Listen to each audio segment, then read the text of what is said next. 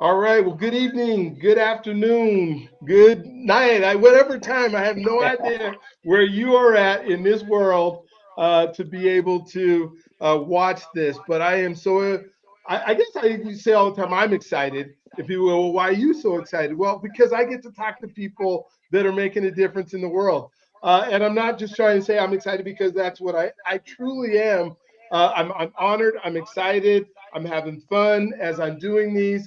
And I just want you all to know you might not care about how excited I am, but I want you to be excited. I'm excited for Coach T.O. And for the community that we represent.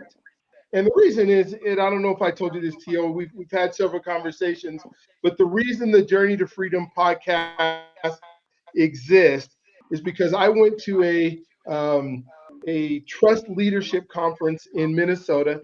A guy by the name of David Horsager. I've interviewed him on my Living Boldly with Purpose show. And I get to this meeting, and there's 500 people in the room. And the stuff that he's teaching was like spot on that I needed to know and people that I know need to know. It was all about how do I show up trusting people? How do I show up making sure that I don't get taken advantage of? How do I show Right. up and understand this whole thing called trust? And I started thinking, well, the people that I know that don't trust, at least in my community, or black men don't trust each other. They don't trust their women. They don't trust each other. They just don't trust, Facts. right? We Facts. have this barrier that we've been taught to put up that doesn't allow us to trust right away. And so I get there and I'm learning. Then I started counting, how many folks of color are in this room. And out of Mm. 400, I counted like 31. And Wow. when I counted that, I'm going, well, why is he not reaching our community? And I don't think, after talking to him and knowing him and that kind of stuff, it's not a purposeful. I'm trying to not have folks of color in here. He just doesn't know how to attract folks of color that would come to that would be part of his seminar. And he's got 400 people. So he's not like going crazy trying to find a whole bunch of folks just so he could have black folks in his room, right? And Right. so I came back home and said, I need to do something about it. And so I started a coaching program that would mentoring young black men and this and stuff. And then I started this podcast because I wanted to interview successful black men from around the country that could negate all the stereotypes that we've been taught through our life, like we're not good dads, we're not good fathers, or so many of us are in prison and all the things. So I wanted to find, and so in 2024, I said, I'm going to do at least 100 black men this year in this podcast and make sure that we're going through. So we did 105. We're now over 250 that we've done. And I keep finding black men who are making a difference, who are making an impact. And for years, I was watching, success doesn't mean everybody who gets on the show has millions and millions of dollars, because that's, That's right. to me, not what success is. Success That's right. is, what are you doing and what impact are you making in your community and everything else. And so the reason I'm so excited today, because Coach T.O. and I got to spend some time in New York about almost 2 months ago now, Yes. and really get to know each other. And I know his heart. I know what he's trying to do in the community. I know what he's doing as a drill instructor was in the military. To the some of the stories he told me of what vets go through and the things that he wants to interact and sit with folks. I just know that there's some big things that are going to happen. And so I am so honored to have you on. Thank you for being part of this. Thank you for allowing me to enter your life in the way that I have. And so I'm going to ask you to tell your story. Like I told you before, you can take as long as you want to tell your story. Some people have these little short stories, and some people have been doing some stuff. And so they got Right. longer stories that need to be told. And so I don't want you to feel like you have to take your time, or you have to hurry up to this because I got all these incredible questions. I can't say you can't get your story wrong because it's your story. That's right. That's I right. tell people that, they're like, well, what if I get it wrong? Like, how do you get your own story wrong? I guess if your mom's watching and you made up stuff, then Yeah. that's between you and your mom. But thanks for being on. The floor is yours, and then we'll just chop it up after you're done. Yes, sir. Well, first and foremost, Dr. B, I thank you, man. I thank you sincerely, depths of my heart, because like you said, New York City, man, I remember you were sitting to the left because, when we speak, we look across the room. And as I kept looking to the left, you just had this infectious smile on your face, brother. Like you had a real infectious smile, and you made me feel comfortable. At that point, I didn't know who you were, but I know you being in that room, it was something special about it. And not long after speaking, you came up to me, bro, and you introduced yourself. And as soon as you said, "I'm Dr. Brian E. Arnold," I was like, I need to be introducing myself to you, bro. Like, you know what I'm saying? So, but in that moment, man, it was that exchange of exactly what you were just talking about. Two black men, that understand life as what we've experienced up to this point, and we were able to, let our guard down, come together as one. Later on in the evening, out in Manhattan at the nice restaurant, everybody sitting at the table, but somehow you and I kind of migrated to the other side of the table, and we started building, brother. And that's what I'm on. I love to build. All my partners out there that I've known for years. That's what we do. We build. So I just want to thank you again. And you're a man of your word, i.e., we talked about some of these things, and now here, 6 February 2026, and we're here together, man. You're out in Denver, Colorado. I'm here in the greater Atlanta area, and man, it's just a pleasure to be here. Who am I? I'm Timothy T.O. Clay, bro. Timothy T.O. Clay. My government name, Timothy O'Neill Clay. So that's where the T.O. comes from. Okay. Timothy O'Neill. And that O'Neill runs pretty deep. I have an aunt, bless her heart, rest in power. My Aunt Doll was her nickname, out of Maryland, Delphi, Maryland area. But Miriam O'Neill Tucker, her husband, Uncle Bill Tucker. So as a kid, man, I would always ask my mom, because my mom was the younger sister of her. I was always like, "Why did you name me after a woman? Like, why would you name me O'Neill after Aunt Doll? Why didn't I get a male name?" She would always tell me, Dr. B, like straight up and down. She's like, "Well, O'Neill runs in the family. There's some other O'Neills out there, and that name has just trickled down. And the last name, like I said, is Clay, bro. I smile a little bit with that one because, I've been opening up more about it. Matter of fact, on your platform, Oh, there we go. last month, I've been opening up about it, man. Any Clay in the state of Kentucky comes through that same route, brother. That same route, and we talked about it a little bit in New York. I've done extensive research, Dr. B, on that pipeline running back to the abolitionist Henry Clay. Okay. Henry Clay, all throughout Kentucky, still got the estate there to this day. It's well, known. Many people travel from all across the country, across the world, to come there and visit. And there's a lot of signage around the area of Lexington specifically, all the way up until that area right outside of Richmond, Kentucky. But I've been looking at these signs. I got a lot, photos from my phone type thing, Dr. B, and it's speaking on it, but not in that depth to where I was satisfied. Because I would always ask my dad, like, "Dad, like, the Clay name, it had to come from somewhere." Ali didn't say what he said for no reason, pops. He obviously Nation of Islam. He said, "Hey, I'm not a Clay. That's the slave name. I'm Muhammad Ali, and I don't subscribe to that anymore." That sent shockwaves, throughout the generation that I come from. I'm talking specifically, Dr. B, within that Clay root. My cousins and I, we sitting on the porch talking about it, like everybody talking the goat, Ali, but he denounced our name.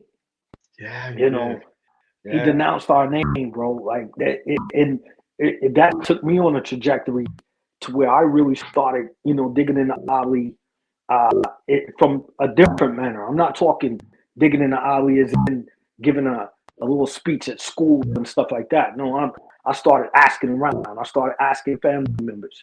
Started coming up with names of people who sat with him and spent time with him, in Louisville. And a lot of the things were circling back to the clay root. It goes back to two gentlemen. It goes back to Cassius Marcellus Clay, who was a Caucasian man, as well as his brother Brutus Clay, which was out of Paris, also known as Bourbon County. So when I started talking to my pops, your great grandfather, they all come out of Bourbon County, and those light bulbs started going off. The light bulbs started hitting. So I don't want to spend this whole time talking about just that, but that is a root. We talk about who I am. That's the root. I've never ran around. Oh, I'm Muhammad Ali's cousin, and yo, look at me. That's not it. Because one thing I learned about studying about Ali, in a different manner, in which I would consider a much deeper layer of studying him. I realized that, hey man, Ali paved his own way. It stripped of the title. We all know the story. There's documentaries out there right now about him taking the gold medal, throwing it into the Ohio River directly after leaving the restaurant downtown Louisville, where they would not allow him to sit and get a nice little cheeseburger and a Coke. And he was angry. He had just come back from overseas, fought for the country. That's like me as a service member. And just like, my father-in-law, so many great men that you and I both know that fought in Vietnam, black men, and they come home and they're treated worse than they were treated overseas in some of these countries, Vietnam and, you name it, wherever they fought, France and all these good places. So that's very near and dear to me. I've always been a seeker of something that I couldn't quite coin, Dr. B. I had to grow into that understanding of who I am, gaining the knowledge of who I am, and it all started at the root. I like to start at the end. I tell my wife, I tell my children, my partners out there always say, man, I like to start at the end and work my way back to the beginning. I love it.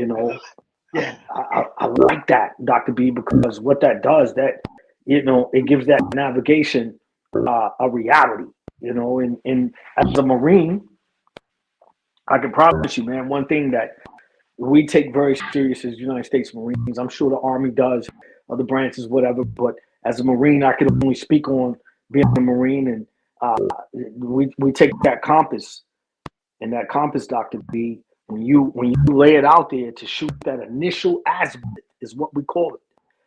If it's outside of 2 degrees, we'll step back away and then we'll come back up to this little magnetic pole. We'll stand there at the magnetic pole. We'll shoot it again. If it's still off, hey, we'll toss it in a box and we'll grab a whole complete different compass, because that one's pretty much, it's out of balance, it's out of whack, it's out of shape. We'll take a new one. If it's within 2 degrees, we're ready to navigate. That's kind of how my life has been, brother. This is so detrimental when I say this. Anybody out there right now, wherever you are in life, man, regardless of where you're from, regardless of color, I'm telling you right now, if you don't have a deep sense of self, man, I'm not saying negate the Lord and Savior Jesus Christ. I'm not saying negate the Heavenly Father, the Creator. I'm not saying that. I'm saying to have a deep layer of a sense of yourself and who you are and where you come from. Yeah. Dig into it, because if you don't know, these generations, as they continue to come, it's still rooted in our DNA. So again, if I'm sitting out there listening to this right now, I'm sitting there and I'm listening, Dr. B. Well, Dr. B asked this guy to share his story. And he's talking about some things that is not just your traditional, well, I was born here and then I did this and I went to high school. All of that's great. What I'm saying to you is the root and foundation of who I really am. I had a gentleman that posted something earlier today. A close friend of mine, and it's on my spirit, and I have to say it, Dr. B.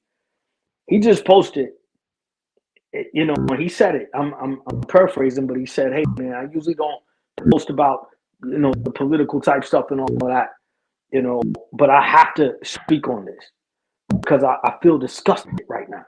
And it was a picture of Barack Obama and his wife Michelle Obama with their face on monkey bodies.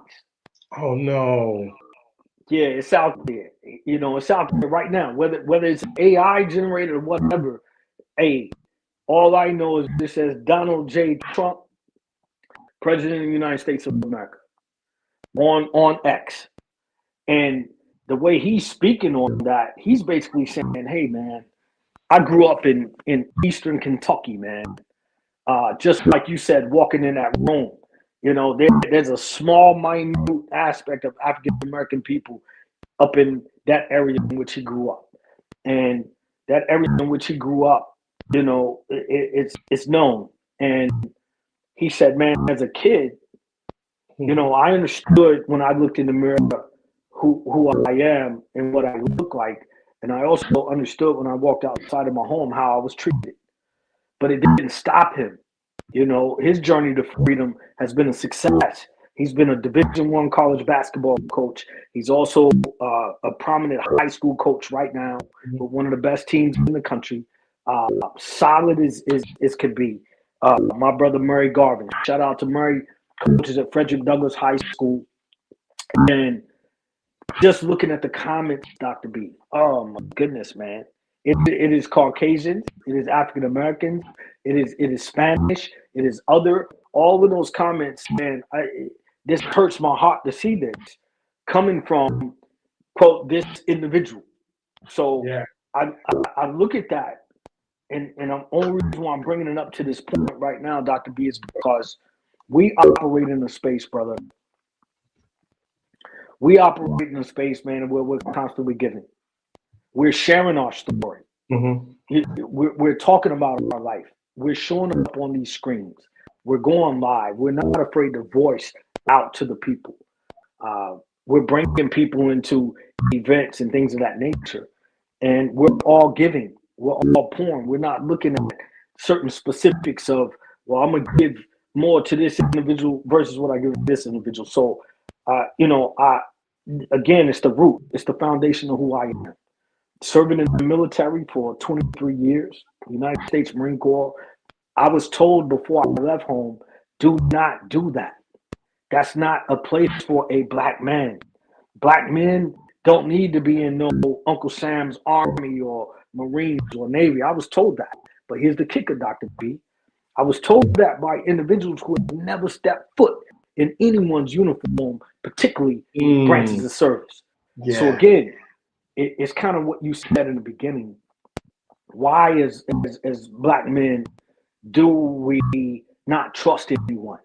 If I would have listened to that, I would not have had the trust to go to the military, which my life wouldn't be what it is today. I'm dang sure probably wouldn't be on the screen with you right now, Dr. B. Yeah.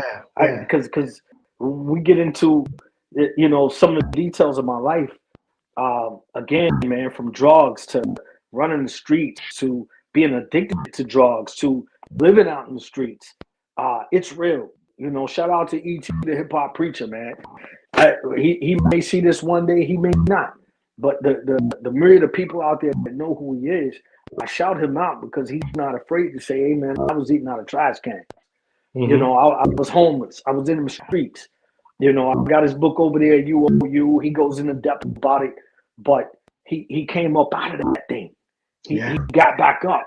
He figured out something deeper, and that something deeper for him, he's speaking it on high right now. If you get on social media right now, you're going to see something from Dr. Eric Thomas talking about his relationship with the Lord. And that's my true root. That's my true foundation, Dr. B. But I'll be honest with you, man. Like, had I listened to that, my life wouldn't be what it is right now. And I'm very passionate about that, brother, because it goes back to that deeper layer of intuition. I knew at the time My daughter, shout out to my daughter, man. She was born in 1995. I ended up leaving to go to the military in 1998. I knew looking at her, bro, little girl, crawling around in Pampers to when she was pulling herself up on the side of the bed to, actually walking. I knew, man, she deserves more of me, bro. Not Mm-hmm. just saying I'm her father, not carrying on these same traditions of, oh, I went and bought her some nice little Air Jordans and did my job. No, I need to get my life on track. I need to get myself together. The last place I would have thought that I would have ever been, Dr. B, would be the military. Because again, that street life, it was like, nah, bro, Yeah. you're gonna fool around over there in some foreign country, you're gonna get shot and killed. But the reality is, I knew I had to make a bold adjustment. We talk about when we're on the rifle range as Marines, you got to take into account for the wind blowing and take into account, you know, uh, your eyes, everything all collectively inclusive to hit that target. This little black circle 500 yards away. Mm-hmm. One little hair, fraction of a hair adjustment, you'll be way off that target. But again, you have to make bold adjustments. Mm-hmm. And clicking the back of that thing on weapon, it'll change that trajectory to get it on point, Dr. B. And I'm telling you, same thing in life. I've said two things. I've talked about the compass, navigation, and I'm also talking about dialing in that windage knob. If you got an old Winchester rifle or whatever, they call it Kentucky windage, is what they actually call it. Do That's they? just kind Okay. of, if you fire and it comes right at the target, you just shift your body and fire. Eventually, hopefully, you'll hit it.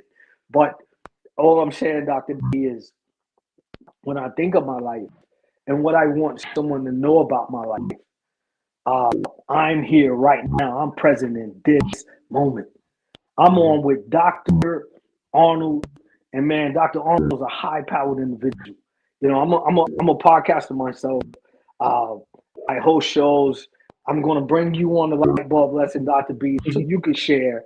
And I already told you that in New York, and I know how priceless this moment really is.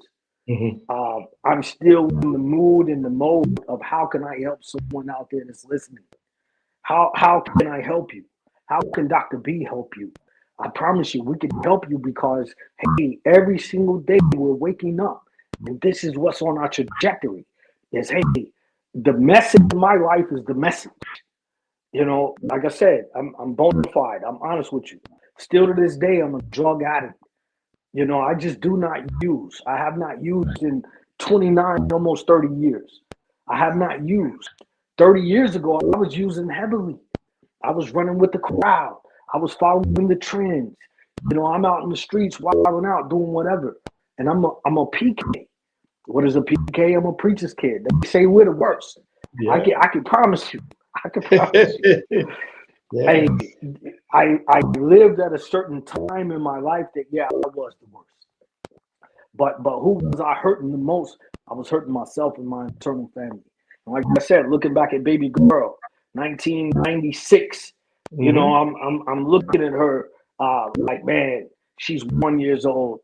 Me and her mom are not together anymore. We're both young. We don't know how to treat each other. We don't have interpersonal communication. We don't have a plan moving forward. It's just we were partying, kicking it, laying up. Boom, I'm pregnant. Boom, the baby comes out, and now, like a lot of young brothers, I'm like, man, wow, it's real. Her stomach is starting to show, Mm-hmm. and I truly do. My heart is mine. And when she came out the womb, I was locked up, Dr. B. I was not there when my daughter came out the womb. My mother was there. So when you talked about earlier, hey, if Oh. you want to get on here and talk some lies, T.O., your mama know the truth. Hey, trust me, my mom was there. I called her from the jail phone. She said she looks just like you. And she started crying, bro. But she said, son, you got to get your life together. I blink. I'm riding in the car with my pops. I tried college. I was chasing women. I was there still trying to be the cute dude. I'm too cool for school type thing. riding in the car, my pop said, "Hey son, you ever thought about joining the military?" Man, I'm looking out the window, Dr. B, as he's driving. I said, man, military, nah, bro, that ain't for me, bro. That ain't for no black man. I'm saying to my own father what was being said to me out in these streets, right? And it was that one key thing that my pop said, man, bless his heart, man. You know, him and my mom alive today, they're thriving, they're together. And I'm so grateful for them, man, and how instrumental they've truly been in my life. But he said, son, if I could go back to your age, I would have did it. And he said, you also gotta understand the effect that Ali had on many of us. I came through that pipeline of when Ali was like, nah, I'm not going fighting for y'all. You know, they ain't never called me the N word over in dang on freaking the Philippines. They ain't never denied me of a cheeseburger over in the Philippines. Why would I join that? You know, my pops was like, we felt that vibe, like this to the air type thing. And he was like, and that's why for me, you know, I didn't have that mindset. He said, but for you, son, one thing the military will do is make a man out of you. They'll teach you things, son, that I can't teach you. You'll get to see the world, son. And you'll be stable to take care of your child. And that's man, Dr. B, we pull up to the house. You know, that was something that Pop said to me that I was like, man. And fast forward, bro, I'm down in Paris Island, South Carolina, bro. And it was so foreign. And I'll say to anyone out there, you have to make bold adjustments, man. You have to be within 2 degrees of the dang on freaking compass. Because if you get outside of that, man, if you're going 10 miles away and you start walking and that compass is off, man, you're going to end up anywhere, bro. You can end up 8 miles away from the target in which you're actually trying to get to. So, like I said, man, that bold adjustment. I knew for me, I have to go to the United States Marine Corps, Dr. Brian. I had to. Much love to every other branch of service, man. I've served with them all. I've been on the Navy ships. I've been on submarines. I've been in the back of the Air Force helicopters and C-130s, and you know, I've been in tanks with the Army and trained with the Army. I've done it. But I knew for me, man, I need the hardest branch of service that is offered, bro. Yeah. I'm a sports head. I love basketball. I've loved basketball my entire life. And I'm used to the drills. I'm used to running suicides. I'm used to getting chin checked when you try to be cute and finger rolling instead of just landing up off the glass, not to be like you're supposed to. So, man, the Marine Corps for me was what I needed. Was I scared? Of course I was. Did it hurt to leave home, to leave my family, leave my child, everything I knew at that point in time? Of course it did. But it was the bold adjustment, bro. The bold adjustment changed everything. So again, man, I after the first 4 years, I was like, man, I'm having fun. I'm out in California. I'm living life. It's good. You know, I'm kicking it. I'm on the beach. I'm going to Lakers games. I got money in my pocket. All the things that my pops talked about in that car, I was able to experience within the first 4 years. I was able to travel overseas. I got to see the Opera House in Australia and the Great Wall of China, and I got to see all these things. And it's just like, wow, man, it is a big world out here. Oh my gosh, yeah. And if I would have sat on that porch and consumed, man, that ain't for no black man. Man, you stupid as hell to think about going to that. Bro, my life, it would not be what it is today, bro. No. And I'll say this, man, just for the context of it. I told Sifu earlier today when we were on the show together. I told Sifu, I said, brother, but one thing for sure, I knew the Marine Corps was not my zenith. The Marine Corps, you know, was an oar. You know, going down in the canoe. The Marine Corps is one oar over here. You know, my good buddy talked on Monday. He said, hey, man, You come out of the military, you got to recalibrate. What's next? Who Yeah. are you? Yeah. So I know you had mentioned talking about identity, but truth be told, man, my story, I can't pack it all in this moment, Dr. B. No, I you just can't. want to hit, Go ahead. yeah, I want to hit the highlights of my life in terms of where I know we are today currently. You know, I was I sat with Dr. Albert T. Reed for 14 months. All throughout my whole military time, my pops kept telling me, "Boy, you need to write a book, Mhm. son. I've had dreams about it. You have to write a book, son." He even got to the point where he was like, "You want to see your first $1,000,000, boy? You need to write a book." The Lord already told me your story, all the craziness that you've been through, self-inflicted redemption, all the different things. And bro, the Lord is telling me, son, to tell you, write a book. When I retired in 2021, man, I sit right here in the same studio with Dr. Reed on Zoom for 14 months. And what we produced, I got it right here. This is what we produced. This is my life, man. This was the not for resale first copy that they sent me before it actually got released. That's why it's got this little line across it. Yeah. You Yeah. Yeah. know, I keep this one because this was the very first one that I held in my hand, bro. Wow. Wow. They sent it to me. They said, look it over. You give us what you think about it. This is your first proof. And man, I sit in this room, man, and I cried, Dr. I know B. you did. Ooh, I cried, bro. And you understand it because you are a published author, award-winning, best-selling. So you know, brother. Man, when I held it in my hand, I said, wow, bro, like, God, what are you doing right now? Because the name Mhm. of the book is Here to There, Prodigal and Back. And Dr. Reed knew, he was like, bro, like, your life is the prodigal, bro. Mhm. And I've shared it several times, man, and it's only right to share it with you, Dr. B. Uh, I've been out in them streets, man. It was bad, bro. It's bad, bro. Drugs had completely taken over, straight up and down. And man, I end up somehow, I get out to my parents' house and I knock on the door, Dr. B, and man, my pops opened that door. First words out of his mouth, what are you doing here? It had been months, bro. I'd been out in the streets. I hadn't seen my family in months. Really? And yeah, all jokes aside, man, 17 years old.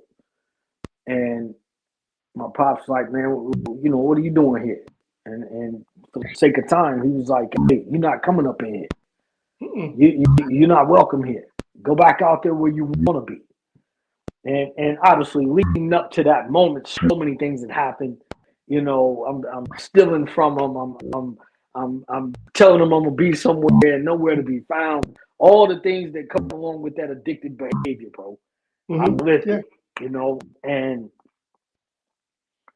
man, my mom standing behind me. And I could see my mama, and I'm trying to look over him, Doctor B, like mama, like mama, like say something to the tell your husband let me in. It's cold out Yeah. here. Yeah. Sure enough, bro. Man, Daddy was like, nah, you're not coming up in here. I'll call the police myself. You are my son. I brought you into this world, and I told you I'll take you out. But I'm telling you right now, you will not bring that crap into my home. Yeah. And man, I'll never forget, man, standing there like it happened yesterday, bro. I started crying. I said, I don't want to live this life no more. Man, he looked at me. He's like, so you want to get yourself together? I said, I don't want to live this life no more. Mm. He's like, come here. Man, I walk in the house, Dr. B. Man, he flicked the light on in the front room. He's like, get on your knees. Man, I got on my knees, dog. He got on Yeah. his knees, stood beside me, dog. And he was praying and he's stroking the back of my neck, dog. Hmm. Okay. From back of my shoulder blades up. He's stroking, bro. He's praying, dog. I've never heard my dad pray that hard, bro. I got two sons upstairs right now. They out of school today. So they wilding out. They running around the house full throttle right now. Bro, I'm his son. I'm his baby boy. I have two siblings. My older brother Kenny, my big sister Sam, and man, he's praying, dog, and he just kept saying, "Come out of him, Satan. Yeah. Come out of him. You will not take him. You got enough, but it That's it. stops here." That's it. And man, I promise God, man, on everything I love, dog. I started throwing up, man, and it looked Really. like it looked like it looked like dog vomit, and it was white, Mm-hmm. bro. It was like every drug that I had inhaled, sniffed, and put in my body. It's All came out. like it all came out at once, bro. This ain't no mystery, bro. This is truth. And man, he said, "Rise, son, get up and give thanks. It is done." And man, I got up, man. I'm crying, and I just kept saying, "Thank you, Lord. Thank you, Lord. Thank you, Lord." Mm-hmm. Mama crying, "Thank you, Lord. Thank you, Lord." Man, I have not touched drugs since that moment, bro. So it was immediate. It wasn't like you had to go to detox or nothing like that. It Bro, was done. bro, the taste gone.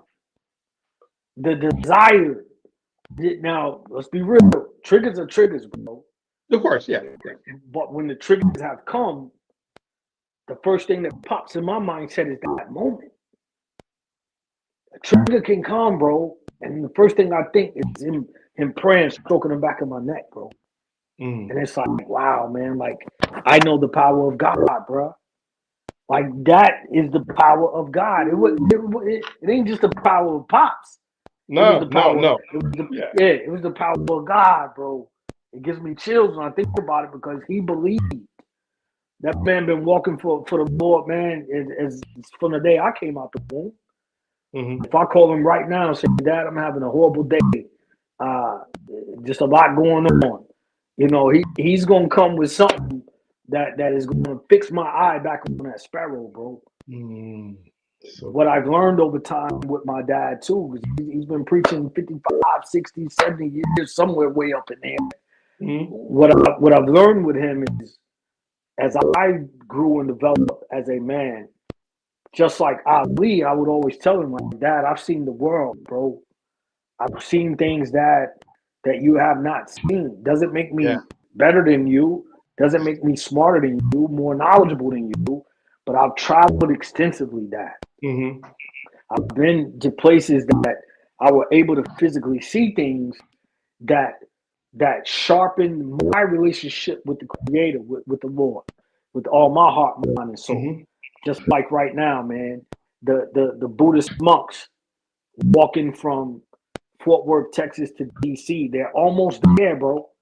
A great shifting, and I'm telling you all, if y'all hear me out there, a great shifting is about to occur that goes well beyond some Capitol building and some White House, bro. We're talking about universal truth here. And when they came through here, we went, broke bread with them. They talked about mindfulness. Mm-hmm. But Mm-hmm. but but the reason why I bring that up is because I got to see it in Thailand. And I was telling my dad on the phone that night from Thailand, I said, "Dad, I went up these steps. It was probably like 300 concrete steps on the bottom side of this mountain. It was like a platform on the bottom side of this mountain. On the mountain, in big old huge Christmas lights as far as around the city, as far as your eyes could see. You could see this big Buddhist monk on the side of the mountain in Thailand, right? Dr. B. I get up to the top of the steps. Bro, Mm-hmm. I look, man, as God is my witness, man, my hand to the sky, bro. Dog, it was probably 500 to 600 monks all giving thanks. And this is probably like 2, 3 in the morning. We were Mm-hmm. on our way out to the site to change Marines out from standing duty. And I just happened to tell the little shooter or driver that we use, "Man, pull over here, man. I want to go see what's up there." I walk up there, 500, 600 Buddhist monks, man, sitting there giving thanks. And one of them walked up to me, bro. He walked up to me, man. I'll never forget it, dog, like it happened this morning. Dr. B, he said, "May I help you?" I was like, "Oh, I'm just observing. I'm just observing." And he was like, "Would you like to join?" I was like, "No, no, no, no. I'm just observing." He was like, God bless you. God bless you. When I walk back down to the van, all I could think to myself was, we're service members out here. We work throughout the day. When we're off, we can go out in town and have a good little time. We're drinking, smoking Marlboros and chasing the little Thai women all up and down the streets. And these gentlemen are up here at 3 a.m. giving thanks to what they were born into. So speaking to my dad, I'm like, Dad, I can't look at those gentlemen and not see the reflection of God. It's not possible. Yeah. I can't look at them and see that. So, man, I tell you, bro, like flipping script, man. To meet you, bro, it's for a reason. It's shout out to Steve Miller, man. It's divine. It's real divine energy. I was just with Sifu a little bit ago with Emily on there. Emily, she's the intuition coach. And man, she was talking about the power of the energy that we have together. So, man, my story is no different than anyone else's, man. I took ownership of my story. I owned it in a way that, man, I'm proud of today. I'm proud of February the 6th, 2026. I turned 50 August 10th of this year. I've seen my life flash. I've attempted suicide. The drugs got me so wigged out the way I tried to take my life.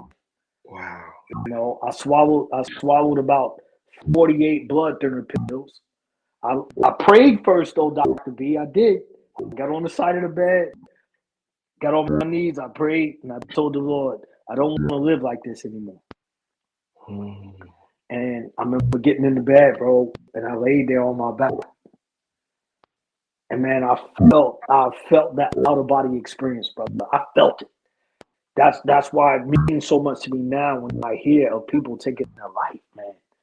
Because I was one away from me being there as well. And man, I just hear Joe. My pop's name is Joe. And it was my mom. The spirit of that same intuition, that motherly connection of the womb, her baby boy, split seconds away from being out of here forever. Drugs took him. The dope got the best of him. You know what I mean? No matter how much you praise God, no matter how many days out of the week you go to church, no matter what, the enemy is still trying to find that little gap in the door to come and take what's rightfully yours. Oh my gosh. Yeah. Dr. Reed said it. He said it to me. He said, man, listen, you were on attack from the time you came out the womb. Whether that attack's on your father, whether it was your grandfather, whether it was your grandmother, whatever root that thing was bound up in, it got a hold of you. And he said, and man, when T.O., when this book drops, you're ready for the judgment. You're ready for someone to ask you, what is it like doing crack cocaine? What is it like snorting cocaine? What is it like living out in the streets? All of those things that you experience, man, is for a reason. And you own that reason. You know what I mean? So I tell you, man, I'm not on here trying to sell a book per se. I'm selling, you know what I'm saying, something much more deeper. What am I selling? I'm selling to you. You listening to this conversation with Dr. B and I, man, it is divine appointment, it is divine timing. Dr. B said out of his mouth to me in New York City, I know Dr. Oliver T. Reed. And that was, I said, hey, bro, say less. Say less. Oh my goodness. Because, man, God is doing something. We're still out here fighting the good fight. We're not afraid to speak our truth. I always talk about light, man. As you know, Dr. B, that's what God put in my spirit to do, man. He said, hey, it's light above lessons, man. Take the lessons that you've learned, extract these lessons that someone else could be edified and blessed from. Oh my goodness. And what is right, man, is love intellect, greatness, health, and truth. And I try my best to embody that every breathing second, every waking moment of the day. Like love. Am I showing love? Am I showing love to the best of my ability? Am I perfect? No. Do I fall short? Of course I do. Uh, but are you truly showing love, bro? Are you showing love to the plants in your house by watering them? Or are you so busy that they Yeah. starting to wilt? You know what I'm saying? Are you showing love, man? That love is universal. Intellectual, man. I'm just grateful to be in the presence of yourself, Dr. Oliver Reed, Dr. Vinnie Cochran, soon to be Dr. Robert Lytle, uh, Dr. Abram Milton, Dr. Byron Woo! Evans, Dr. Come on, man. Like Doctor. just to be with you fellas is like, bro, like God is still moving. So I Yeah. digress, brother. I Oh no, digress. you right on, and your life. When we think about a doctor being a doctor, right? It basically says that you've done some things in a way that more than other people have done. You studied it more than other people have studied it. It doesn't change who you are, how you came up. And here's what Right. the things that you've done have earned a doctorate in a whole bunch of areas that you just the university just isn't giving Oh you man, the credit that's for. So, dope. I oh my appreciate that, bro. yeah. So one of the things that, Awesome. that you talked about that was so fun is you talked about the root. And one of the things that I did, I told you I went to that conference and I came back and then I started this podcast.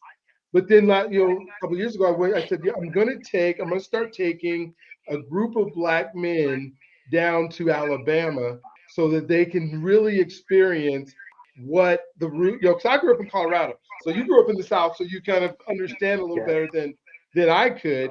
And then I go down to Alabama and I go, wait a minute, I feel like I'm still in 1970. Things are still segregated. I yeah, look it's at real. they show us where in Birmingham, they show us where the Oh black high school God, is, and they said the first graduate of the white graduate of high school is 2004. They said they got wow, like bro. 12 white students in there now. It separates from one side of the street is nice housing, and then you get to project housing. And then you go through, and then we go down to we go Come to on, Selma. bro. We go over the bridge, and then we end up in Montgomery at the museum, at the Brian Stevenson, Legacy Museum, and we go, wait a minute, but how are we now going to take our lives and then go make a difference? And I said, I'm Say going here every year. I'm going to take a group of black men.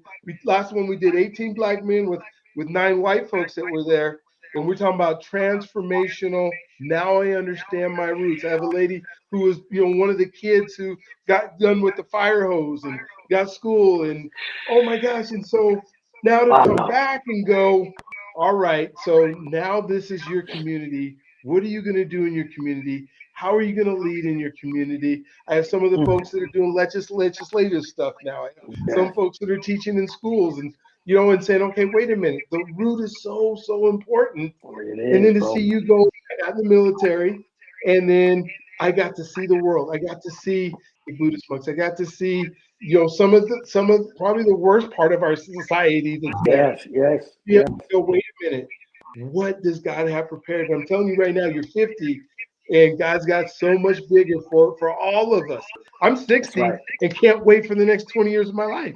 That's I right. can't That's wait to right. see what God is Right. going to take and make a difference in our country. Because when we start getting together, that's why I came up with, just started the Becoming the Person universe, That's it. just so we could get together and have a forum and a place to be able to start talking about how we're going to change the world. If it's one person at a time, we're going to change it.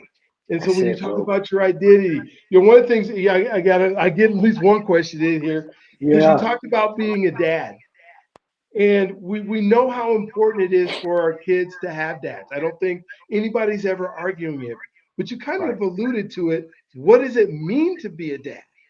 Yeah. Coming from what your father did with you, and then Yes. now, like, it changes everything in how we act and we move forward in life. And so maybe just kind Yes. of talk a little bit about for you over the years. I mean, you talked about when she was born, but talk about what it means with your kids and what does it mean to be a dad? Man. First and foremost, Dr. B, I'll be honest and I'll tell you this, man. first piece before I answer that. The slave museum in Montgomery, Alabama, bro, that has the boxes hanging from the ceiling. You know what I'm talking about? Yeah, that's Oh the my Legacy God. Museum. That's the one we take everybody to. Come on, Yes, I've bro. been there several times Come now. on. The next time you go, I'm meeting you down here. All It's right. in Yes. stone, bro. When you go, I'm meeting you down here. Oh, good. I took my sons there. Oh, good. Oh Three of my mine I God, take. bro. Three of my sons Man. with me last time. Woo! Oh man, bro. And a young fellow from my neighborhood that is their good friend, young Ezra. Know his mom real well, and I just, hey, can Ezra go with us down here to this museum in Montgomery? She's sure. We all family. Man, them boys was quiet from there all the way back, and we stopped at Tuskegee on the way back up, and went to George Washington Carver and Booker T. Uh, they was like, man, that's the best field trip I've ever had, Mr. Mhm. T.O. Like, but those are the things that I want my sons to understand, bro. My daughter, she's 30. She's a family therapist and graduated from Mercer Medical School and all that. She got it. Like she got it. It's my son Cassius Clay. That's my oldest son. He's 16. And then it drops down to Keaton. He's 11. He'll be 12 in April. And the best gift that I could give them, Dr. B, is teaching them to know God, bro. To the best of my ability. To the best of my ability, bro. I love putting them on the spot and just saying, hey, who's going to say the prayer? There's no special occasion. It's not just us about to eat dinner. It's they're looking at Sonic on TV at the game, and I come and disrupt it. Hey, who's going to lead us in prayer? And they're like, you did it the last time, so I got it this time. Boom. We'll hold hands, bro. And to hear them young fellas pray, bro. Yes. Yes. Golly, bro. Like, My gosh. that's the Yes. greatest gift, dog. That's the greatest gift is knowing that you all have to stay rooted with God, bro. Yeah. With all your heart, all your mind, all your soul. This world is gonna take you to places that I can't prepare you for. Just like my pops. He tried. But what the most important thing he gave me was the root. That's why I started talking about it, bro, just out of the spirit of my heart. Mm. Like I said, I could easily go through my whole story, but bro, like there's someone right now, your relationship with your children is suffering, bro. And you're asking, man, how do I make amends? How do I get back? How do I get closer with my children? Because time is of the essence, bro. Yeah. We see everything that's going on around us, man. And if we spend all our time focusing on that, we'll lose the present of the moment. Don't Mhm. lose the present of the moment. Man, I could have stayed in the military, Dr. B. I pulled out at 23 years. Stu Maynard pulled out at 23 years. Robert Lytle pulled out at 23 years. That's no coincidence. We didn't all plan to retire together, but we all ended up retiring at 23 years. Why? Because we were at that position. We knew, man, our families are important, bro. Yeah. Oh my gosh. And you only got so much time. Yeah. Cassius, he's 16, bro. I tell his mom all the time, babe, we're gonna blink and that boy gonna be gone. And he's locked in on Howard, bro. He's like, I only will go to Howard University once I get my 4 year. Then I'm gonna go to law school from there. But I'm going to Howard. I don't want to go to Morehouse, Dad. I don't want to go to University of Georgia, Georgia Tech, and stay close to you. I want to do what you did, Dad. I want to get away. I want to Yeah. explore on my own. So, bro, trust me, being a dad, man, is everything. We can have a whole nother session about just being a dad, brother. And we will. Um, and we We will. will. Yeah, we will. Yes, Oh my yes. gosh. Oh my gosh. Thank you for sharing that. As we're coming on time, just when we think about the impact that we're going to make and the things that you're trying to put in place, maybe just share a little bit about your book, Yeah. why it's such a monumental book and how it can help folks that are listening to this today to go ahead and pick it up and be able to understand not only just your story, but the undertones that are in there that can help them process their lives a little bit better. Yeah, man, that's great, brother. I appreciate that opportunity to say as such, man. I mean, it's again, man. I chronicle the things that to me personally matter the most.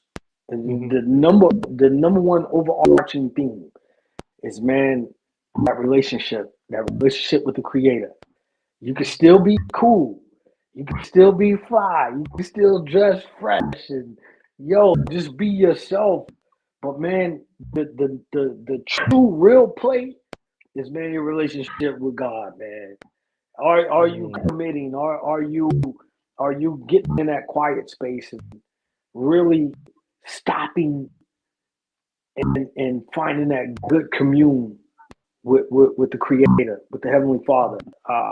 That's the overarching, but it's real, it's raw. The book that I go and I thumb through it, and every time I stop and I just read it brings back a reality for me that it's like, wow, man, I spoke it how I wanted to speak. Dr. Reed is phenomenal. Shout out to Dr.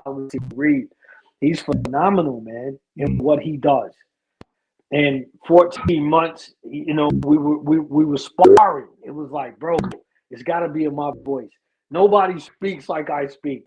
There's certain things that I'm gonna talk about and say, but we were able to shape it together, and he was able to extract and pull things out of me that only a professional, in the high esteem that he is, could do.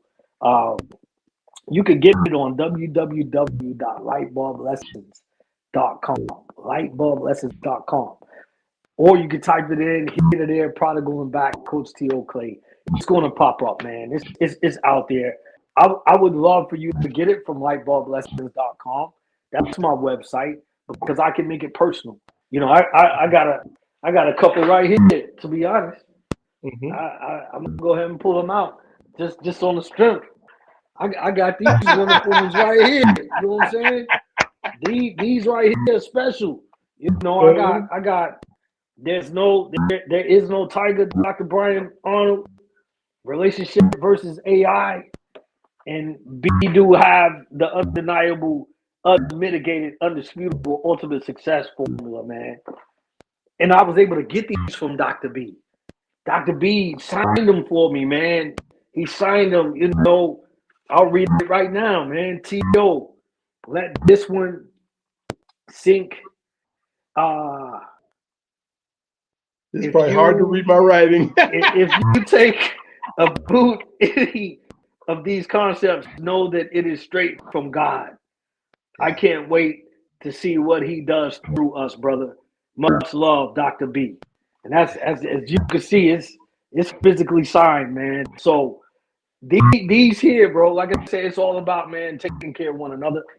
I thank you, Dr. B, man, for these moments, being present in these moments, here to there, prodigal and back. Like I said, man, it's a great read. I got another one. This one, Transformational Journey. Dr. Albert T. Reed, myself, and Big Mo, man. It's an actual journal. Okay. It's on Amazon, man. You can write in it. This is so powerful, bro. Like, man. This is powerful. Oh, I love it. Love it, love it, love it. So, yeah, man. Cool. And I will say this, Dr. B, button words, bro. Man, all of these collective creative works from us, you all, it's God-centered. Mm-hmm. Your son may need this. Your kid off in college may need this. This ain't, just spend $1 with us. No, we're really, just like Dr. B just said, we're really out here on the front lines doing our best ability to do our purpose, man, and to be in our calling and to be in our why. So any of these collections, you can't go wrong. They're going to bless someone. And brother, I just appreciate you today. I know I've said it a few times, but man, it's so near and dear, man. I thank you for having me on today, bro. Absolutely. And all I'm going to say is this is our first conversation that you Yeah, get to be a part of. There are going to be so many more, and we want to add you all to it. We know that you're God's greatest gift. We know that, He loves you. Let Him love on you today. We know that you're an answer to somebody else's prayer today as well. And so we want to make sure that you are part of the things that we're doing and the things that we're making sure happen. And so, yeah, go ahead and go to his site, get his book. It's there, it's ready for you to be able to, take advantage of it and make sure that it's all there. But we are going to have many more conversations. We're going to have some fireside chats. We're going to bring other yeah, people on. And so today is just the beginning, T.O. I cannot wait for us to do some more together. Give us yeah, one bro. more final thought before we end today. And then we will just, hey, you will see us again. Just look for us on social media. You will find us. We will make sure we're out there with you. Absolutely, bro. I'll say this, man. The true journey to freedom, man, is stepping outside of yourself. Like I Hmm. said, man, you have to make bold adjustments. You all, only a fool is going to keep doing the same thing over and over and over and over and over, expecting different results. Yep. I know you're not a fool. None of us are fools, man. Tap in with this. We want you to become the person, man. Yep. You know, Dr. B has allowed me today just to become the person today, and so many things to come. Like he said, man, check out the website. Go out there, become the person universe. Um, it's so many amazing things, man, and I can't wait to get out to Colorado. As soon as you put something on live out in Colorado, hey, we getting on the plane. We coming out there, Dr. B, to break I bread love with it. you. And man, I love we it. love Love you, it. brother, sincerely. Appreciate you, man. Yeah.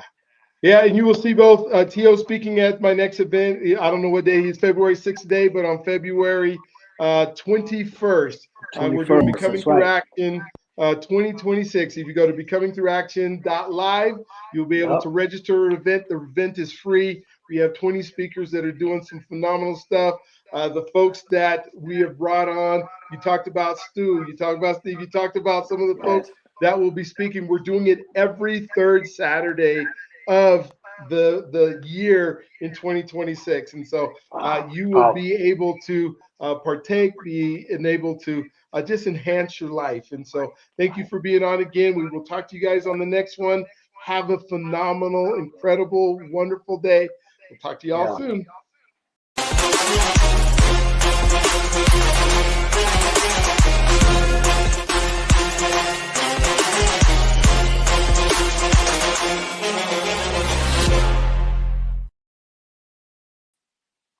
And that was great. That was fun. Yeah, bro. It was